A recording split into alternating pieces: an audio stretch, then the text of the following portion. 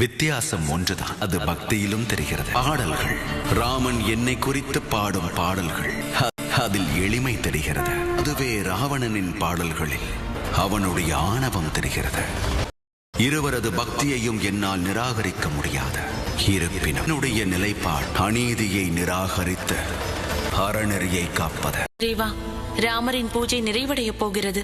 அவருக்கு ஆசி வழங்க நான் செல்ல வேண்டும். பக்தனுக்கு ஆசி வழங்க நீங்கள் செல்வதென்றால் நானும் ஆசி வழங்க செல்லத்தான் வேண்டும். ஏனென்றால் என்னுடைய பக்தன் அவன் செய்யும் பூஜையை வெற்றிகரமாக முடித்துவிட்டால் அவன் எம்மை குறித்து செய்த பூஜைக்கான பலனை அளித்தே தீர வேண்டும்.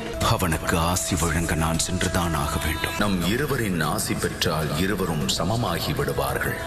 ஒருவேளை அப்படி நடந்துவிட்டால் அங்கிய போருக்கு எந்த முடிவும் ஏற்படாது. கூடிய விரைவில் இதற்கு ஒரு முடிவு வரும். எனக்கு நம்பிக்கை உள்ளது. ராவணன் அவன் பூஜையை முழுமையாக நிறைவேற்ற மாட்டான்.